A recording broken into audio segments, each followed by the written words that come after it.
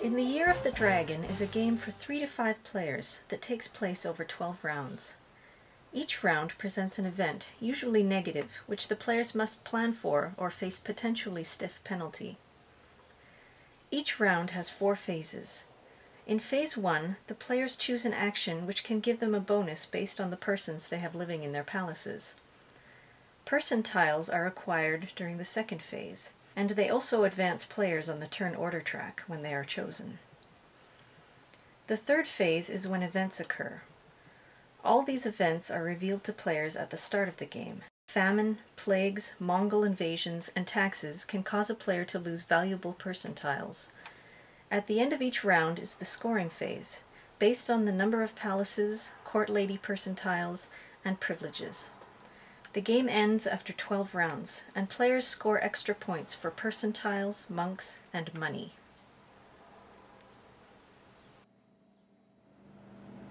So there's 12 Experience turns. is playing. There's 12 turns. Every turn you choose.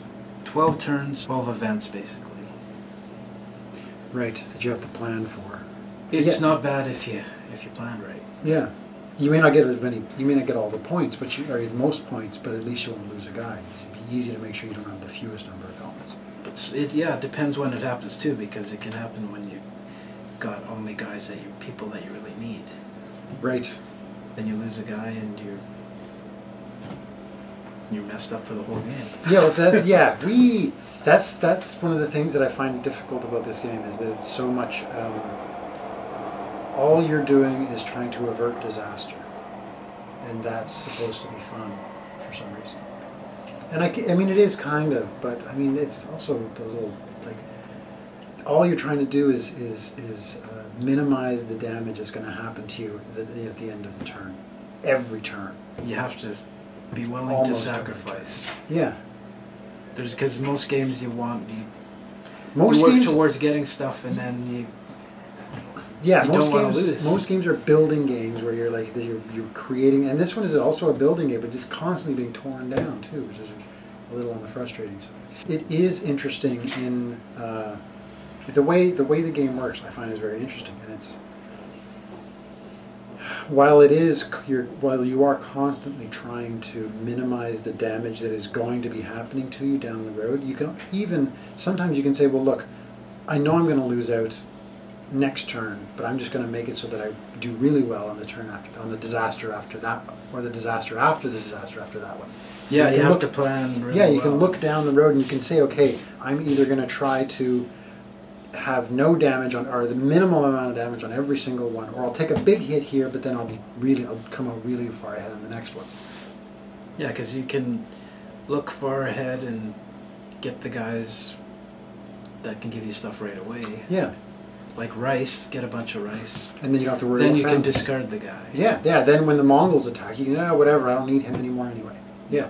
But when you're planning so far ahead and it's so systematic, if you screw up once... You make one little mistake and I didn't see that, and then you're in trouble. You mess up yourself for the whole game. The cool thing with this, though, is that if you have no money, you can replenish it up to 3. Then the next time, you can use that $3 to take any action you want. Right, which is good. That gives you sort of a... Yeah, if you're really far back on the turn order track and you never get to pick what you want, at least that gives you an opportunity to pick something that... Yeah, that's good.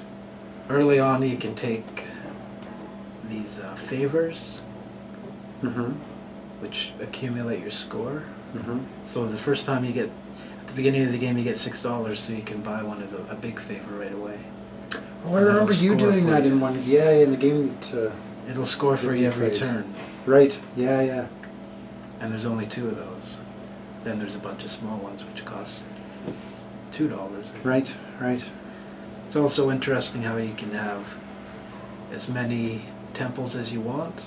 When the drought happens, you have to feed every temple separately. So not every person in the temple, but every temple. So if you have 4 temples, that gives you 4 points per round, but when the drought comes up, you gotta have 1 rice for each temple. So yeah, it's... Is there a limit stressful to the number of resources you can have? Like, can you stockpile stuff? Yeah, from but you spend the rice. when the drought comes along. Yeah. But there's there's 2 droughts, right? Yeah. And it's not like And then you can trade in stuff for points at the end. Okay. You really do have to plan, but you have to plan in such a way that you have to be able to weather the storms in case you can't do what you want. And how forgiving is it if you screw up?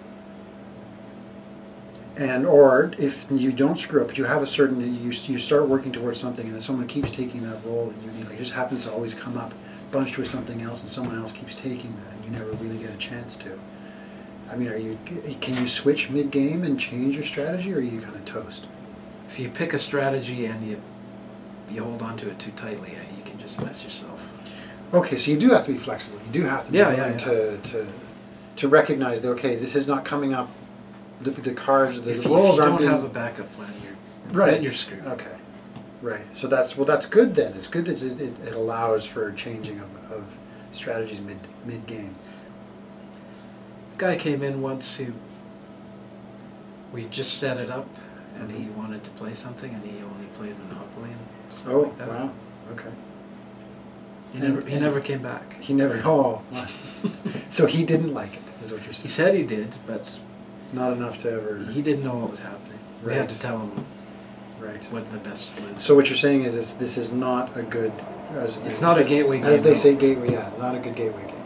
No, it's very terrifying. Very much of a